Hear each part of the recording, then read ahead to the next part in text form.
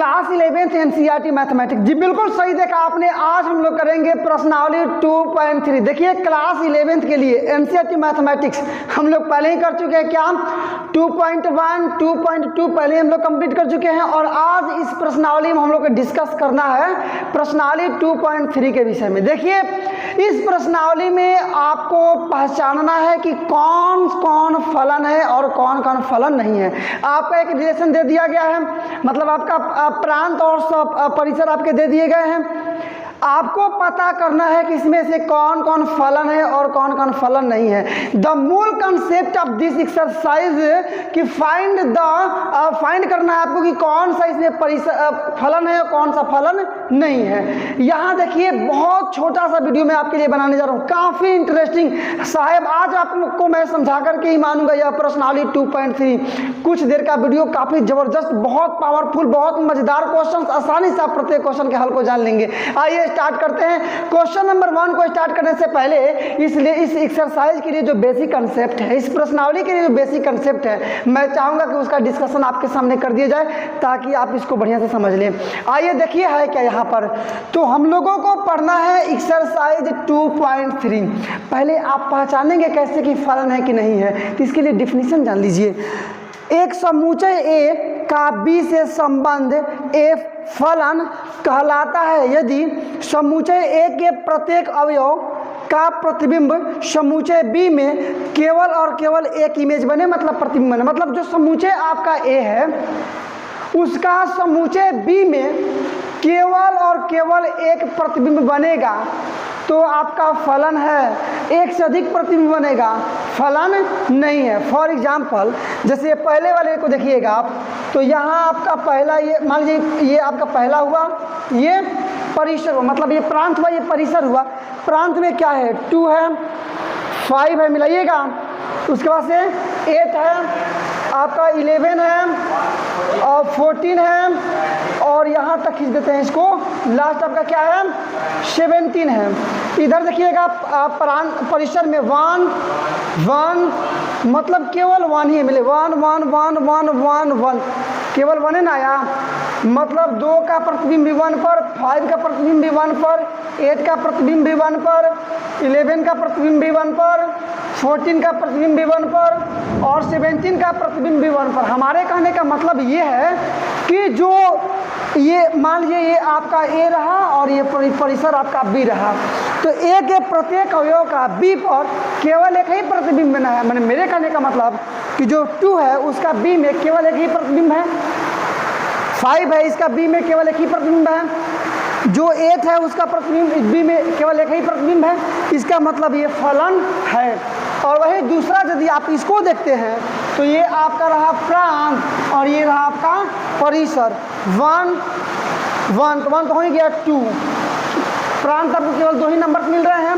परिसर में चलिए 3 5 5 3 सॉरी ये 3 ऑफ 5 और फिर 5 एक संख्या एक ही बार लिखते हैं। 1 का 3 पर, 1 का 3 पर, 1 का 5 पर, 1 का 5 पर और 2 का 5 पर, 2 का 5 पर। आप क्या समझ रहे हैं? यही आपका पूरा लर्निंग है। तो यहाँ आपको समझ में आ रहा है क्या कि ये जो पहला अवयव 1 है इसका बी में 2 प्रतिबिंब बन रहे हैं। मतलब ए का 3 प्रतिबिंब बन रहा है और ए का किस पर 1 का किस पर 5 पर भी बन रहा है। आपका डिफिनीशन बोल रहा है कि ए के मान लीजिए ये ए हुआ, ये बी हुआ, आपका प्रांत हुआ ए और परिसर हुआ बी। तो आपका ये आपका बोल रहा है कि क्या कि कोई भी संबंध एफ फलन होगा यदि ए समुच्चय ए का बी पर केवल एक ही प्रतिबिंब बने, केवल और केवल एक प्रतिबिंब बने। जैसे यहाँ देखिएगा सबका केवल और केवल एक प्रतिबिंब बन रहे थे, लेकिन यहाँ पर 1 है, इसके 2 प्रतिबिंब बन गए, 2 इमेज बन गए, इसलिए फलन नहीं है। देखिए कितना आसान है कोई डिफिकल्ट मैटर? कोई डिफिकल्ट मैटर नहीं है, बिल्कुल हलवा आपका प्रश्नावली है। आसानी से आप इसके प्रत्येक प्रश्नों का हल आप जान पाएंगे। ये आपका प्रोसेस रहा। देखिए एक छोटी सी लर्निंग इसमें है कि अब बताइए यदि आपको डायरेक्टली करना हो, कोई फलन कोई भी आपका दे दिया है, संबंध दे दिया है, आपको बताना है कि फलन है कि नहीं है, तो आपको इतना तक खींच के बताना पड़ेगा। लेकिन इसके अलावा एक छोटा सा तरीका है, उसको देख लीजिएगा तो आप बिना खींचे हुए, बिना फिगर बनाए हुए आप बता लेंगे कि यह संबंध फलन है या नहीं है। वो ये है, मिलाइए इसको, यहाँ मिलाइए, यहाँ ये, यहाँ ध्यान से देखिए इस चीज़ को। अर्थात यदि किसी दो क्रमित घटक का पहला घटक समान नहीं हो तो फलन है, और समान हो तो फलन यहीं पर है। यदि पहला घटक समान नहीं हो तो फलन है, और यदि समान हो फलन नहीं है। जैसे पहला घटक का मतलब क्या, 2, 5, 8, 11, 14, 17 कोई बराबर आया। पहला घटक, जैसे इसमें पहला घटक 2 है और दूसरा घटक 1 है, मैंने पहला वाला पहला घटक है, दूसरा वाला दूसरा घटक है, तो किसी का भी पहला घटक इसमें बराबर नहीं है, इसलिए यह फलन है। आप देख भी पा रहे हैं, यहाँ भी यहाँ हाँ आया था ना आपका, तो यह फलन है और यह फलन नहीं है। तो इसे मिलाइए ना, देखिएगा 1 और 1 दोनों में 1 1 आ गया, मतलब पहला घटक समान हो गया ना। तो यही बोल रहा है कि पहला घटक यदि समान नहीं हो तो फलन है, और यदि पहला घटक समान हो तो फलन नहीं है। तो यहाँ देखिए ना, दोनों का पहला घटक समान है, इसलिए फलन नहीं है। तो हम लोग क्या करेंगे ना, ये आपके अंडरस्टैंडिंग के लिए था, रिमेंबर विद अंडरस्टैंडिंग, इसके लिए आपका था। लेकिन जब आप प्रश्नावली के प्रश्नों का हल निकालेंगे, आप पता करेंगे कि फलन है कि नहीं है, तो हम लोग डायरेक्टली ये 2 लाइन का जो यहाँ डिफिनीशन है, जो 2 लाइन का लर्निंग है, उसका यूज करेंगे और लिखेंगे कि चूँकि पहला घटक किसी का बराबर नहीं है इसलिए यह संबंध फलन है, और जिसमें होगा उसमें लिखेंगे कि चूँकि पहला घटक समान है इसलिए यह फलन नहीं है। इतना बात आप समझ गए तो आप समझिए कि इस पूरे प्रश्नावली का हल आपने जान लिया। चलिए क्वेश्चन नंबर आपका 1, नीचे आपका पूरा स्टेटमेंट दिखाई दे रहा है। क्वेश्चन नंबर 1 का आप मिला सकते हैं। बोल रहा है ना कि निम्नलिखित संबंधों में कौन कौन फलन है और कौन फलन नहीं है, कारण दीजिए, और यदि फलन है तो परिसर लिखिए। क्या कीजिए, परिसर लिखिए। तो मैंने एक लाइन में आपको बताया, मिला लीजिएगा, मुझको फॉलो कीजिए, फॉलो मी। यदि मैंने आपको एक लाइन में बताया कि यदि पहला घटक समान हो फलन नहीं है, पहला घटक समान नहीं हो फलन है, यही ना, इसी को हम लोग मेंटेन करेंगे। ये जो नीचे मैंने लिखा है कि यदि किसी भी दो फल संबंध का पहला घटक समान नहीं हो तो फलन है, और समान होगा तो फलन नहीं है। जैसे यहाँ पर देखिए, आपको पहले बताना है कि फलन है कि नहीं है, और यदि फलन है तो परिसर लिखिए। समझे ना बात को आप। तो पहला में देखिएगा 2 है, 5 है, 8 है, 11 है, 14 है, सॉरी 17 है, तो क्या बराबर है, नहीं है ना। इसका मतलब यह संबंध जो है वो फलन है। तो लिखेंगे चूँकि यहाँ किसी भी संबंध का पहला घटक समान नहीं है अतः यह एक फलन है। उसके बाद परिसर लिख देंगे। परिसर का मतलब बाद वाला, ठीक है ना, जो बाद वाला है। अब प्रांत का मतलब क्या, जो पहले वाला, मतलब ये होता है परिसर, ये होता है प्रांत, समझ, सॉरी, ये होता है प्रांत और ये होता है परिसर। आया बात समझ में ना। तो लिखेंगे सॉल्यूशन, देखिए क्या लिखेंगे, इसके सॉल्यूशन को आप मेंशन कीजिए। यहाँ से लिखेंगे चूंकि किसी भी संबंध का पहला घटक समान नहीं है अतः यह फलन है। लिखेंगे कि चूंकि किसी भी संबंध का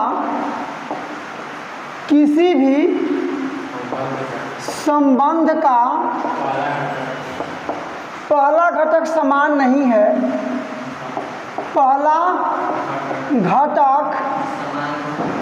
पहला घटक समान नहीं है अतः यह एक फलन है। यह एक क्या है, फलन है। पहला वर्ग आपका कंप्लीट, फलन पहचान लिए ना। तो अब आपको लिखना है परिसर। क्या लिख देना है, तो इसलिए परिसर बराबर, परिसर का मतलब बाद वाला ना, 1 1 1 1 1, तो एक संख्या एक ही बार लिखते हैं ना, मतलब केवल रहा आपका क्या कि 1। आया बात समझ में, आंसर कंप्लीट। देखिए मेरी बात को समझिए, केवल क्वेश्चन में आपका पूछ रहा है कि परिसर बताइए यदि फलन है तो, लेकिन आंसर आप मिलाएंगे ना तो उसमें प्रांत भी दे दिया है, समझ रहे हैं ना। तो आप आंसर को देख करके कंफ्यूज ना हो, इसलिए मैं प्रांत भी लिख दे रहा हूँ। तो यहाँ पर रहेगा, इसलिए मैं आपका प्रांत बराबर मिला लीजिएगा, मतलब पहला वाला 2, 5, 8, 11, 17 क्या है 2, 5, 8, 11 और यहाँ पर 17 आप इसको मिला लीजिएगा। बात क्लियर क्लियर ना। देखिए जो यहाँ दो एग्जाम्पल में दिया था ना, यही आपका पहला का पहला है, ये पहला का तीसरा वाला का मैंने दूसरा एग्जाम्पल में दे दिया था। मिला के देखिए, मतलब ये वाला और ये वाला आपका एग्जाम्पल दिए हैं, यहाँ समझाए हैं पीछे। तो ये वाला फलन था तो है फलन, ये वाला फलन नहीं हुआ तो फलन नहीं होगा। बीच वाला छोड़े थे, बीच वाला बनाकर दिखाते हैं। बीच वाला देखिएगा, इसमें 2, 4, 6, 8, 10, 12, 14 समान है नहीं है ना, इसका मतलब यह भी आपका फलन है। तो लिखेंगे यहाँ भी वही चीज़, ये सेम टू सेम, किसी भी संबंध का पहला घटक समान नहीं है, अतः यह भी एक फलन है। लिखेंगे कि चूंकि किसी भी संबंध का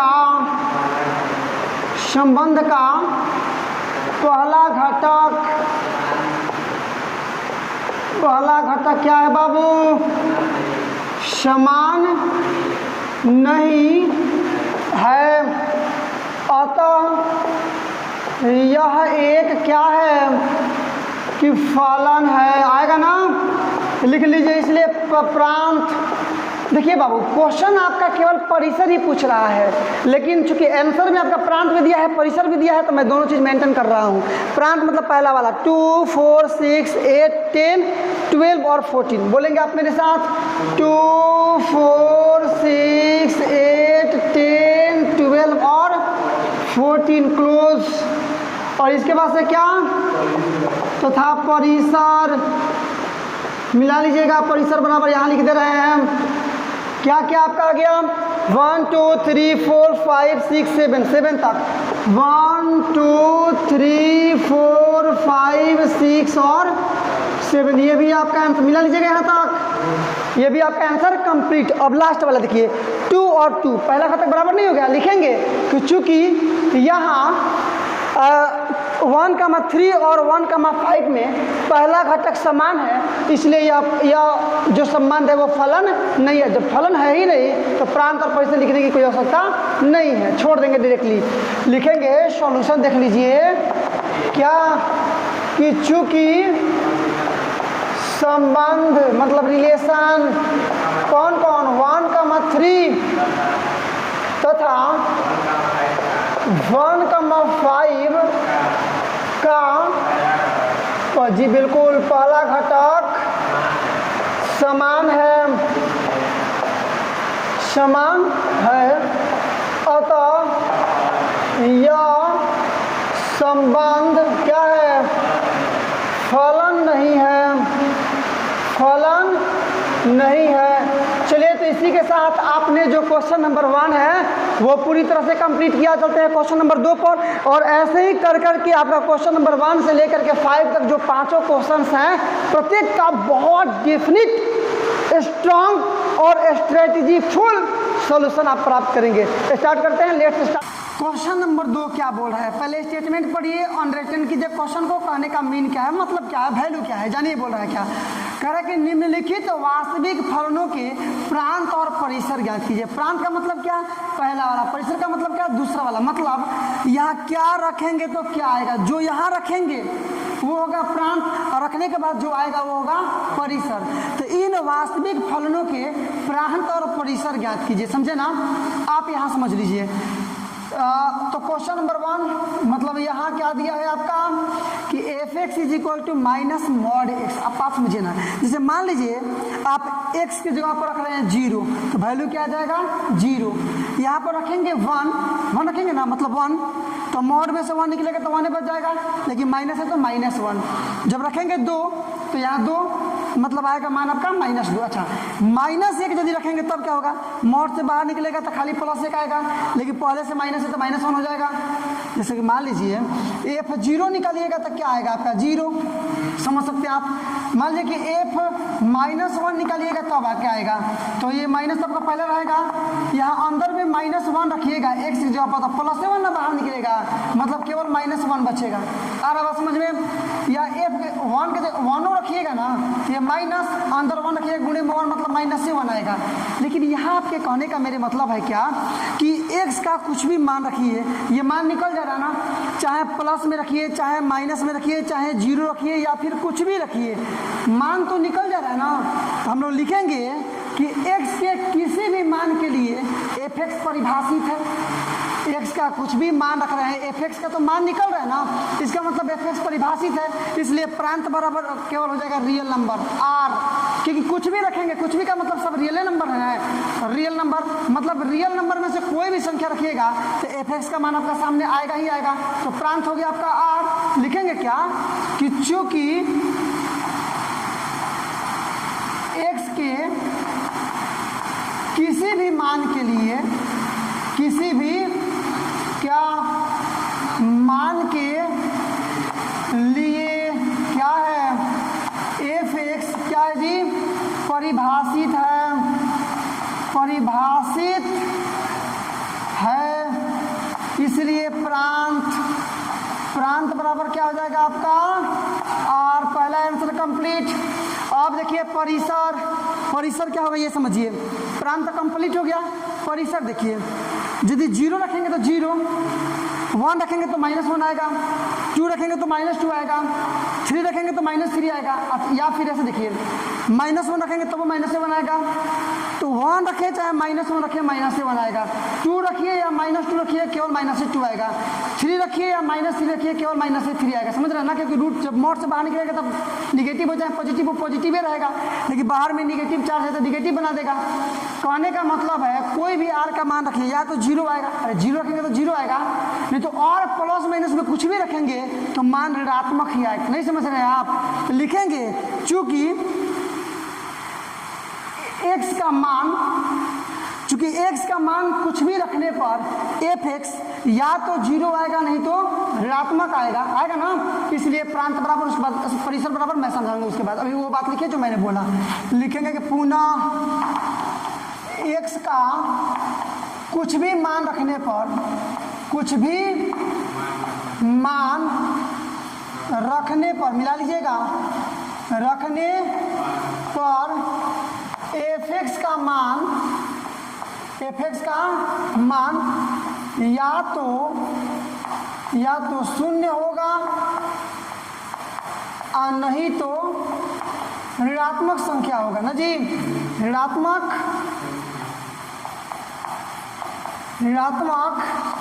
संख्या होगा या होगी, ठीक है ना। इसलिए परिसर बराबर, तो परिसर में क्या, या तो अधिक से अधिक आपका 0 आएगा और नहीं तो ऋणात्मक संख्या आएगी। ऋणात्मक का मतलब क्या क्या हो सकता है आपका, ऋणात्मक का मतलब क्या, 1 प्लस में रखे चाहे 1 माइनस में रखे माइनस से मान आएगा, -1 आएगा, 2 प्लस में रखे चाहे माइनस में रखे -2 मान आएगा, 1 लाख भी रखेंगे तो माइनस में 1 लाख आएगा, 10 लाख प्लस में रखिए चाहे माइनस में रखिए माइनस में 10 लाख आएगा, 1 करोड़ माइनस में रखिए चाहे प्लस में रखिए मान उसका -1 करोड़ आएगा ना। मतलब माइनस में आपका इन्फिनिटी तक आ रहा है, अनंत तक, और अधिक से अधिक आपका 0 आएगा। तो ये माइनस इन्फिनिटी का 0, ये हो गया आपका परिसर। इसी प्रकार से इसी में देख लीजिए आपका क्वेश्चन नंबर 2 क्या बोल रहा है, यहाँ f(x) = है। पहला आंसर कंप्लीट हुआ आपका। आपने उम्मीद है, आई होप डेट कि आप बहुत ज़बरदस्त और बहुत अच्छे कंसेप्ट के साथ इस क्वेश्चन नंबर दूसरे के 1 को आपने कंप्लीट किया होगा। इसी उमंग, इसी एनर्जी के साथ क्वेश्चन नंबर 2 का 2 भी आप कंप्लीट करेंगे। आइए मेरे साथ लग जाइए और क्वेश्चन नंबर 2 का दूसरा जो है इसका सॉल्यूशन देखिए। f(x) = है 9 - x²। एम आई राइट, यस और नो? यस, राइट, यही आपका क्वेश्चन है। अंडर रूट में 9 - x, यहाँ देखिएगा, मान लीजिए 0 आ गया आपका, तो इसका वर्गमूल क्या होगा 0, 1 का वर्गमूल 1, रूट में 2 भी वर्ग होगा तो कुछ नहीं, इसका वर्गमूल 1 कुछ भी प्लस में आएगा, आएगा ना। √3 तो फिर प्लस में आएगा, √4 मतलब आपका 2। आ रहा समझ में? अच्छा, यहाँ मान लीजिए माइनस मान रख देंगे, रूट में -1, इसका वर्गमूल निकलेगा। ऋणात्मक संख्याओं का कभी वर्गमूल नहीं होता है। अच्छा, माइनस में अब 4 का वर्गमूल तो 2 आया है ना, माइनस में 4 रहेगा तो इसका क्या मतलब होगा, इसका मतलब इसका वर्गमूल निकलेगा?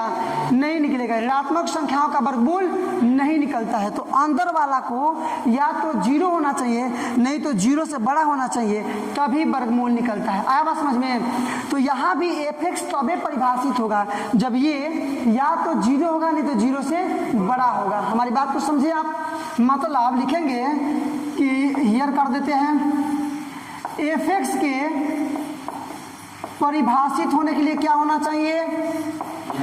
परिभाषित होने के लिए क्या होना चाहिए? जो आपका अंदर वाला मान है 9 - x², या तो ये 0 के बराबर होना चाहिए यहाँ से, एंड 0 से बड़ा होना चाहिए, मतलब 0 से बड़ा होना चाहिए। बात आपको समझ में आया कि नहीं आया? मतलब 9 - x² is greater than is equal to 0। Complete. x का वैल्यू यही से निकलेगा आपका। 9 छोड़ दीजिए, इज ग्रेटर देन इज, ये इधर माइनस में हो जाएगा तो प्लस में हो जाएगा, कोई दिक्कत नहीं है। स्क्वायर तो स्क्वायर, या ये इसको हम लोग ऐसे लिख सकते हैं क्या? इसका इधर आएगा तो वर्गमूल हो जाएगा, या फिर डायरेक्टली इसका स्क्वायर कर लीजिए आप, मतलब इसका वर्गमूल जैसे भी निकालिए आपको करना है। मतलब ये +-3 आएगा इज इक्वल टू केवल x आएगा। मान लीजिए कि 9x बराबर आपका है 9, तो x² बराबर 9, तो x बराबर 3 आएगा ना जी। लेकिन कोई भी संख्या, अच्छा यहाँ 2 है, 2 स्क्वायर है, ऐसे समझ लीजिए। इधर आएगा तो वर्गमूल में 9 का वर्गमूल 3, लेकिन वर्गमूल में से कोई संख्या निकलती है तो प्लस माइनस में रखते हैं, आप जानते हैं। मतलब x का मान क्या आ गया? तो +-3 से बड़ा होगा। मतलब ये x का जो मान होगा ना, वो या तो ये प्लस में जो 3 है उसके बराबर होगा, नहीं तो इससे छोटा होगा। लेकिन जो माइनस में 3 है इसके बराबर होगा, और नहीं तो इससे बड़ा होगा। आपको ये बात समझ में आई कि नहीं आई? इसका मतलब यही हुआ, इस पूरे का मतलब यही हुआ कि x का मान +-3 का मतलब -3 के बराबर या बड़ा, लेकिन +3 के बराबर या +3 से छोटा। तो यहीं पर आपका निकल जाएगा क्या? प्रांत बराबर x, जहाँ x क्या है? तो x जहाँ x -3 के बराबर या -3 से बड़ा है, लेकिन 3 से छोटा या 3 के बराबर है। क्लियर? निकल गया ना? तो आपने यहाँ पर प्रांत निकाल लिया। अब क्या निकालना है आपको? परिसर। ठीक है ना? परिसर निकालिए। ये पहला प्रांत का आपका आंसर कंप्लीट। अब परिसर पर चलिए, लिखेंगे पुनः। तो x का मान निकालिएगा यहाँ पर, तो क्या क्या आपको मिलेगा? तो -3 हो जाएगा, अरे x का मान -3 के बराबर है या उससे बड़ा है।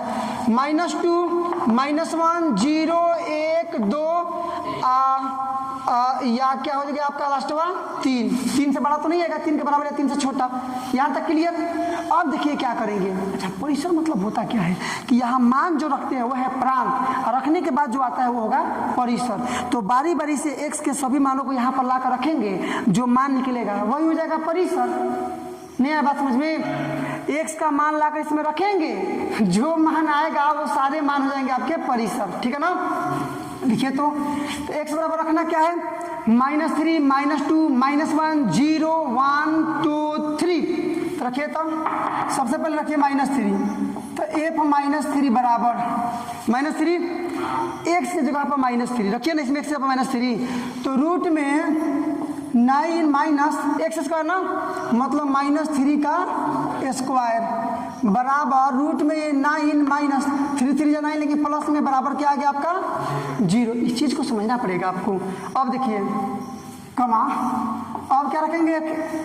-3 के बाद -2 ना, मतलब -2 रखिएगा तब क्या आएगा? तो रूट में 9 का स्क्वायर, 9 -2 का होल स्क्वायर, मतलब रूट में 9 ये माइनस में प्लस 2 दूना 4, घटा लेंगे रूट में केवल आएगा आपका 5। आ गया ये f -1 बराबर ये 9 - -1 का होल स्क्वायर के सारा रूट में, मतलब रूट में 9 ये 1 हो जाएगा 1, मतलब रूट में केवल 8 बचेगा ना। 8 का मतलब 2√2 होता है, आप जानते हैं इस चीज को। ठीक है ना? आ गया ये f0 रखेंगे तो रूट में 9 - 0 का स्क्वायर, मतलब रूट में केवल 9 बच जाएगा, मतलब क्या आ गया आपका 3 आ गया। फिर रखिए मान f, अब 1 रखेंगे, अब 1 रखेंगे ना 1, 2, 3 तक, तो 1 रखेंगे तब क्या होगा? तो रूट में 9 - 1 का स्क्वायर होगा ना, मतलब रूट में 9 - 1 मतलब 8 का मतलब 2√, अरे वही मान आ जाएगा आपका, यही मान फिर आएगा। अरे माइनस रखिए चाहे प्लस रखिए, x² है तो फिर प्लस में आएगा आपका मान। मैंने यहाँ रखेंगे f2 बराबर, तो रूट में 9 माइनस 2 का स्क्वायर मतलब रूट में 9 माइनस 4 का मतलब केवल रूट में 5 तथा लास्ट में आपका 3 रखना है। f3 बराबर रूट में क्या 9 माइनस 3 का स्क्वायर मतलब 9 माइनस 9 का मतलब 0, इसलिए निकाल दीजिए परिसर बराबर परिसर। देखिए जो मान रखे हैं ये सब मान जो रखे हैं वो सब प्रांत है, तो प्रांत उसको हम लोग इस स्टाइल में लिखे, चूंकि आंसर इसी स्टाइल में दिया है आपका। परिसर का मतलब जो आया है, तो क्या क्या आया है बोलिए ना। 0 आया है सबसे पहले, उसके बाद रूट 5 आया है, 2 रूट 2 आया है, 3 आया है, फिर 2 रूट 2 पहले लिख चुके हैं, फिर आया है रूट 5 पहले लिख चुके हैं, 0 पहले लिख चुके हैं, मतलब इतना आ गया आपका क्वेश्चन नंबर 2 का ये आंसर कंप्लीट। अब आपका क्वेश्चन नंबर 3 मिलाइए, क्या बोला है 3 बोल रहा है ना कि fx जो है ना वह 2x माइनस 5 द्वारा परिभाषित है, तो निम्नलिखित का मान ज्ञात कीजिए। काफी आसान आपका कंसेप्ट रहेगा, यहाँ पर कोई विशेष बात है नहीं। देखिए कैसे, यहाँ आपका है कि fx is equal to 2x minus 5, तो इनका मान निकालना है। निकालिए ना, क्या दिक्कत है। पहले में क्या करना है, जहाँ x है वहाँ 0 रख देना है, दूसरे में x की जगह पर 7 रखना है, और तीसरे में x की जगह पर माइनस 3 रखना है, यही ना। f0 रखिएगा तो 2 गुणे x मतलब 0 ना, माइनस 5 बराबर, देखिए 0 से 2 में गुणा करेंगे 0, केवल माइनस 5 मतलब माइनस 5। पहला बना, ये पहला आपका आंसर डायरेक्टली बना, मिला लीजिएगा। यहाँ देखिए 7 रखना है ना, रखिए x की जगह पर 7 है तो x की जगह पर 7 मतलब 2 गुणे 7 माइनस 5 बराबर, देखिए ना 7 दूना 14 माइनस 5 का मतलब क्या 9 हुआ ना, ये भी आंसर कंप्लीट। और लास्ट बात तीसरा, ये 2 गुणे माइनस 3 माइनस 5, यही ना, 3 दूना 6 लेके माइनस में, तो माइनस 6 माइनस 5 माइनस में 11, आंसर आपका कंप्लीट। और देखिए कितना आसान क्वेश्चन है, लग नहीं रहा है कि ये क्वेश्चन जो है वो 11th का क्वेश्चन है, काफ़ी आसानी से और राइट हम लोग आंसर निकाले। तो इस प्रकार से क्वेश्चन नंबर 3 भी कंप्लीट हुआ। अब ऐसे केवल 2 क्वेश्चन और बचे हैं, बहुत आसानी से मैं बताऊंगा आपको, बशर्ते कि आप मेरी बात को अंत तक सुने। जबरदस्त कॉन्सेप्ट आपको देने वाला हूं। क्वेश्चन नंबर 4 और क्वेश्चन नंबर 5 का सॉल्यूशन यहाँ देखिए। क्वेश्चन नंबर आपका 4 बोल क्या रहा है, पहले स्टेटमेंट को आप जानिए। क्वेश्चन नंबर 4 का स्टेटमेंट है कि आपका संबंध T सेल्सियस तापमान को फ़ारेनहाइट में प्रतिचित्रण करता है, जो कि TC is equal to 9C/5 plus 32 द्वारा परिभाषित है। तो निम्नलिखित का मान ज्ञात कीजिए। मतलब जो फलन T है ना वह डिग्री सेल्सियस तापमान को क्या करता है, तो फ़ारेनहाइट में प्रतिचित्रण करता है। कब, जब TC is equal to 9C/5 plus 3200। समझ गए ना आप, इसका वैल्यू ज्ञात करना। तो करना क्या है, C है ना, TC है ना जी, तो T0 कंपेयर कीजिए ना, C के जगह पर 0 रखना है, तो C के जगह पर केवल 0 रख देंगे, कैलकुलेट करेंगे, आपका आंसर ऐसे ही आ गया जेन्युइन तरीके से। उसके बाद से T28, TC के जगह पर नहीं है 28 है आपका, तो C के स्थान पर केवल रिप्लेस कर देना है आपको 28 का, कैलकुलेट कीजिए, आंसर आपका कंप्लीट, बस आसानी से। तो ये क्वेश्चन नंबर 4 डायरेक्टली हम लोग बना रहे हैं इसका सॉल्यूशन जो दिया है हियर में, उसको पहले लिख दिए हैं, उसके बाद से चारों क्वेश्चन को बारी बारी से करेंगे। Any problem? No problem. आइए स्टार्ट। देखिएगा यहाँ पर C के जगह पर 0 है ना, तो रखिए तो 9 गुणे C मतलब 0/5 और प्लस में 32 बनाएंगे। 0/5 का मतलब सब 0, प्लस में केवल 32 मतलब क्या बच गया 32। पहला आंसर आपका कंप्लीट। यहाँ देखिए C के स्थान पर रिप्लेस करना है 28 को, क्या हो जाएगा 9 × 28/5 प्लस 32 इज इक्वल टू, गुणा कर लीजिए, ये आपका 9 8 जा हो जाएगा 72 मतलब 2 बचेगा ना, और ये आपका क्या हो जाएगा 18 हुआ ना, और 7 आप इसमें जोड़ देंगे मतलब हो जाएगा आपका केवल क्या 25/5, और एक के बार यदि आप बनाना चाहें तो 5 से इसमें मल्टीप्लाई कर दीजिए, आपका बट्टा वाला एडिशन हो जाएगा, मतलब ये 5 2 10, 0 1 बचा, ये 16, सही है ना, जोड़ दीजिएगा, ये केवल आपका 2 बचा, ये आपका 6 बचा, नहीं यहाँ पर सॉरी, ये 5 ये 11 ना, 1 केवल 1 बचा, ये 3 और 1 4 हुआ, और अपॉन में 5, आपका आंसर कंप्लीट आप मिला सकते हैं। नंबर 3 देखिए, नंबर 3 देखिए क्या है आपका, तो t-10 मतलब c के स्थान पर आपको रिप्लेस करना है -10 को। क्या प्रॉब्लम है, डोंट मैटर, आप आसानी से चेंज कर सकते हैं, रिप्लेस कर सकते हैं। देखिए ना, तो 9 इंटू c का मतलब -10 अपॉन 5 और प्लस में 32। यहाँ देखिएगा ये क्या हो जाएगा, -19 हो जाएगा, अब प्लस एक ही बार मल्टीप्लाई कर लीजिए, तो 160 तो आया ही आपका है, और अपॉन में 5, ये घटाइए ना, कितना बचेगा आपका, घटाएंगे तो इसमें से घटाइए, केवल बचेगा आपका 70 अपॉन 5, घटा लीजिए इसको, आपका इतना आंसर आ जाएगा। आप इसको घटा सकते हैं। क्वेश्चन नंबर जो 4 है वो थोड़ा सोचनीय मुद्दा है। बोल रहा है ना कि c का वैल्यू ज्ञात कीजिए जब tc बराबर इतना है ना, c का वैल्यू ज्ञात करना जब tc बराबर इतना, मतलब tc का मान ऊपर है 9c अपॉन 5 प्लस में 32, और बराबर में क्या है आपका 12 हुआ ना। इसको केवल कैलकुलेट करके c का तो मान निकालना है, नहीं निकलेगा, आसानी से निकल जाएगा, कैलकुलेट कीजिए, या 9c upon 5 is equal to 212 और माइनस में 32, या c का डायरेक्टली मान निकालिए ना, घटा लीजिए, यहाँ पर ये 0 हुआ, ये क्या होगा आपका 18 हुआ ना, 5 इधर जाएगा तो गुणा में 5 हो जाएगा, 9 इधर आएगा डिवाइड में 9 हो जाएगा, कटा दीजिए 20 बार में ना, 20 बचे 100, मतलब c का वैल्यू आपका क्या आ गया 100। आंसर है, आप मिला सकते हैं। क्वेश्चन नंबर 4 आपका हुआ कंप्लीट। अब लास्ट क्वेश्चन इसका 5, आपका क्वेश्चन नंबर 5। पहले क्वेश्चन को समझिए बोल क्या रहा है। तो क्वेश्चन नंबर 5 आपका बोल रहा है कि निम्नलिखित फलनों का परिसर ज्ञात कीजिए। One more time and last opportunity, फिर एक बार और जान लीजिए। बोल रहा है कि निम्नलिखित फलनों का परिसर ज्ञात कीजिए। क्या ज्ञात करना है आपको, परिसर।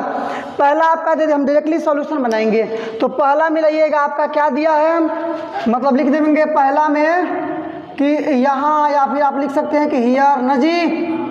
पहला में आपका क्या दिया है, f(x) is equal to 2 minus 3x। x क्या है, एक रियल नंबर है, लेकिन x का मान 0 से बड़ा है। x का मान जो 0 से बड़ा है ना, यहीं से निकाल लेंगे डायरेक्टली हम लोग परिसर। देखिए कैसे, और बहुत आसानी से, चूंकि यहाँ दिया क्या है कि x का मान क्या है 0 से बड़ा है। अच्छा, परिसर का मतलब क्या, रखने पर जो मान आएगा वही ना परिसर।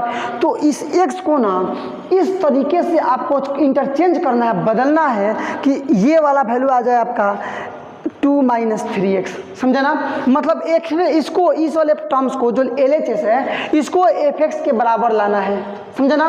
क्या करें, तो पहले क्या कर देते हैं ना, दोनों तरफ -3 से गुणा कर देता है, 3x आ जाएगा आपका, समझे ना। मतलब दोनों ओर -3x से गुणा करने पर, आप चाहें तो बगल में लिख भी सकते हैं कि दोनों ओर -3 से गुणा करने पर ये क्या हो जाएगा आपका -3x, इधर 0 में गुणा कर देंगे -3 से, यही ना। अब देखिए, जब निगेटिव से आप मल्टीप्लाई करते हैं ना, चिन्ह बदल जाता है, मतलब इज ग्रेटर देन बन जाएगा इज लेस देन। कोई दिक्कत नहीं है, आपका आसानी से बन जाएगा। एनी प्रॉब्लम, एग्जाम्पल भी आपको दे सकते हैं। यदि मान लीजिए कि आपका 9 जो बड़ा है 7 से, किससे बड़ा है जी, 7 से, मिला लीजिएगा, आ रहा है ना। 9 बड़ा है, दोनों तरफ -3 से गुणा कीजिएगा, तो -3 से गुणा कीजिएगा तो -9 3 27, यहाँ -3 से गुणा कीजिएगा -7 का 21। और दोनों में बड़ा कौन है, -27 बड़ा है कि -21 बड़ा है, तो -21 बड़ा है ना। नहीं ये बात समझ में, तो इसका मतलब चिन्ह बदल गया। वही काम यहाँ हमने किया है, चिन्ह बदल दिए। चलिए, यहाँ -3x इज ग्रेटर देन, तो 0 हो जाएगा। अब दोनों तरफ 2 जोड़ दे रहे हैं, लिख भी सकते हैं आपकी, दोनों ओर 2 जोड़ने पर क्या होगा, 2 जोड़िएगा तो इधर भी 2, माइनस में 3x पहले से इज लेस देन, इधर क्या कीजिएगा, केवल 2 बचेगा, केवल 2 बचेगा, बस यही पर बन गया। यही तो आपका सोल्यूशन है। देखिए ना कैसे, 2 माइनस 3x, 2 माइनस 3x ही तो fx है, मतलब इसके जगह पर डायरेक्टली fx लिख सकते हैं। fx का मतलब हम चाहें तो y भी लिख सकते हैं, इसका y इज लेस देन 2, क्योंकि fx का मतलब आपने पढ़ा है फलन, इसको fx भी बोलते हैं, y भी बोलते हैं।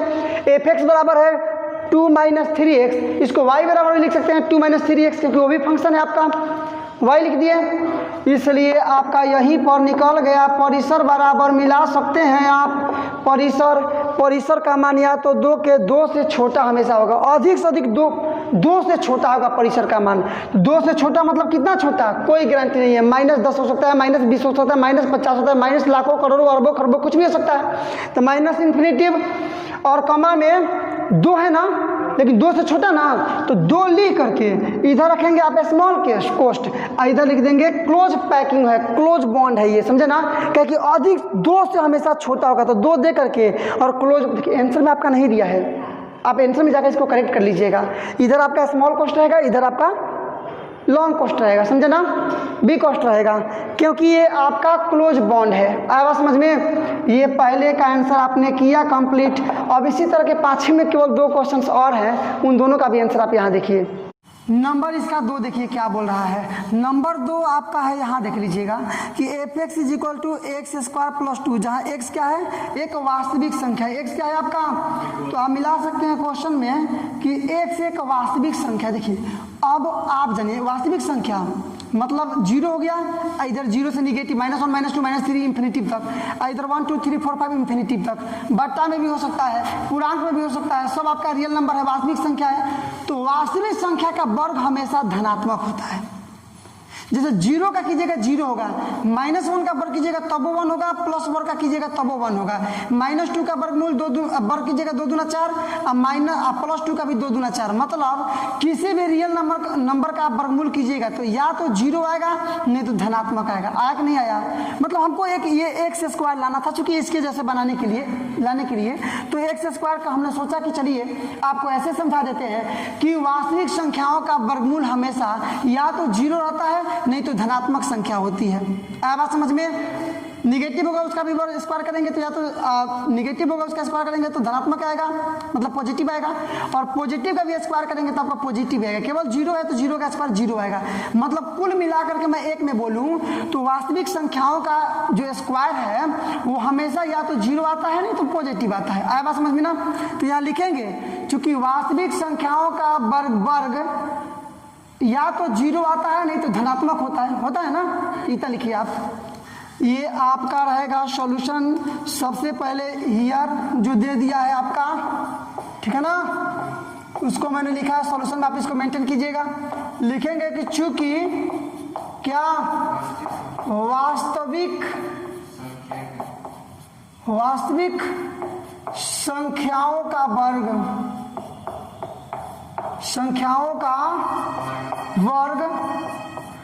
या तो 0 होगा,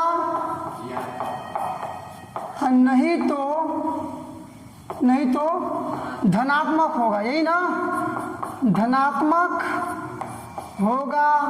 इसका मतलब ये होगा कि जो x² है ना वो या तो 0 के बराबर होगा, नहीं तो 0 से बड़ा होगा, मतलब धनात्मक होगा। आया बात समझ में। चलिए ऊपर चलते हैं हम लोग। मतलब आ क्या गया आपका, एक बार और लिख देते हैं, x² = 0। मतलब x का स्क्वायर करेंगे, मतलब किसी भी x मतलब क्या है, रियल नंबर है। यहाँ बोलिए दिया है कि x एक रियल नंबर है, वास्तविक संख्या है, तो इसका मान या तो धनात्मक होगा, नहीं तो 0 होगा। बस हो गया यहाँ पर। अब देखिए ना केवल क्या बच रहा है, x² आपका मिल गया, केवल 2 बच रहा है ना, दोनों तरफ 2 जोड़ दीजिए। तो लिख लीजिएगा आप दोनों तरफ 2 जोड़ दे पर आवश्यकता अनुसार, नहीं तो डायरेक्टली भी कर सकते हैं। क्या कि x² इधर भी +2 > 0 है ना, इधर भी केवल 2। या यही आपका fx का मान है। fx का मतलब y लिख सकते हैं, > 2। इसलिए परिसर बराबर, देखिए y का मान ये अधिक या तो 2 होगा, 2 के बराबर, यानी तो 2 से हमेशा बड़ा ही होगा। मतलब खूब कम होगा ना, सबसे कम होगा तो 2 होगा, यानी तो 2 से बड़ा आपका कुछ भी आ सकता है। 2 से बड़ा मतलब इन्फिनिटिव तक, समझे ना। ये इधर आप इधर क्लोज पे करें, चूंकि लास्ट आपका 2, ये डेडलाइन 2 है, 2 डेडलाइन है, तो ये आपका बड़ा वाला क्वेश्चन रहेगा और इधर स्मॉल क्वेश्चन रहेगा। आपका आंसर कंप्लीट। इसी में लास्टवा देख लीजिए, क्वेश्चन नंबर 5 का लास्टवा, इस प्रश्नावली का लास्टवा, और इसको बना लेने के बाद आपका ये प्रश्नावली कंप्लीट हो जाएगा। F X is equal to X, X क्या है जी, एक वास्तविक संख्या। यहाँ देखिए ना, यहाँ तो देखिएगा प्लस में 1 2 3 कुछ भी नहीं है, इसका मतलब कि यहाँ पर रखिएगा एक्स का मान 0 तो 0 आएगा, 2 रखेंगे 2 आएगा, -1 रखेंगे -1 आएगा, 10 रखेंगे 10 आएगा, -20 रखेंगे -20 आएगा, -1 करोड़ रखेंगे -1 करोड़ आएगा, +1 करोड़ रखेंगे तो +1 करोड़ आएगा। इसका मतलब कि x का मान कुछ भी रखा जाए तो उसके बराबर इधर मान आएगा। तो x क्या है, x एक वास्तविक संख्या है, मतलब कोई भी वास्तविक संख्या रखिएगा यहाँ पर, x एक वास्तविक संख्या रखिएगा तो जो वैल्यू आएगा वो भी वास्तविक संख्या आ जाएगा। तो जो रखेंगे वो है प्रांत, तो रखेंगे क्या, वास्तविक संख्या, जो आएगा वो है परिसर, तो क्या आ रहा है, वास्तविक संख्या, इसलिए परिसर आपका क्या हो जाएगा, वास्तविक संख्या, मतलब परिसर बराबर रियल नंबर r से उसको डिनोट करते हैं, तो परिसर बराबर क्या हो जाएगा, r, कैपिटल R। आंसर आपका कंप्लीट लिख देंगे कि चूंकि x एक वास्तविक संख्या है, ठीक है ना, इसलिए परिसर बराबर r लिख देते हैं। या फिर ऐसे भी लिख सकते हैं कि चूंकि किसी भी वास्तविक संख्या के मान के लिए, x के किसी भी वास्तविक संख्या के मान के लिए f(x) परिभाषित है, इसलिए परिसर बराबर r लिख देते हैं कि चूंकि x के किसी भी मान के लिए, x के मिला लीजिएगा, अंत चल रहा है आपका, किसी भी मान के लिए क्या है, तो f(x) परिभाषित है, मिला लीजिएगा क्या है, तो परिभाषित है, इसलिए परिसर बराबर क्या हो जाएगा, कोई भी रियल नंबर आपका r। Answer complete. और इसी के साथ देखिए, ध्यान दीजिएगा, इसी के साथ आपका जो ये प्रश्नावली है 2.3 क्लास 11th NCERT मैथमेटिक्स इन हिंदी आपका पूरी तरह से हुआ कंप्लीट। तक देखने के लिए आपका बहुत बहुत धन्यवाद। ऐसे ही लगातार नॉन स्टॉप और हाई लेवल एजुकेशनल वीडियो को पाते रहने के लिए सब्सक्राइब कर डालो इस वर्ड लेवल एजुकेशनल चैनल को। और यदि आपने चैनल को सब्सक्राइब कर लिया तो वाकई में आपने काफी उत्साहवर्धक, उत्तेजक और प्रेरक कार्य किया है। अब एक काम और आपको करना है, लाइक करो इस वीडियो को ताकि पता चले कि दुनिया को इस प्रकार की वीडियोज लाइक हैं। और इसके बाद से all your social medias group like WhatsApp, Facebook, Instagram इत्यादि पर शेयर करो इस वीडियो को ताकि पता चले कि दुनिया को अब पता चले कि इस प्रकार के एजुकेशनल वीडियो अब यूट्यूब पर आने स्टार्ट हो गए हैं। और बोर्ड एग्जामिनेशन की तैयारी करने वाले विद्यार्थी घर पर बैठ करके ही उत्साहवर्धक और संतोषजनक तैयारी कर सकते हैं। तो चलिए आज के लिए बस केवल इतना ही, मिलते हैं अब अगले वीडियो में कुछ नए प्रश्न के साथ, कुछ नए एनर्जी के साथ, कुछ नए मुद्दे के साथ। तब तक के लिए बेस्ट ऑफ लक, जय हिंद।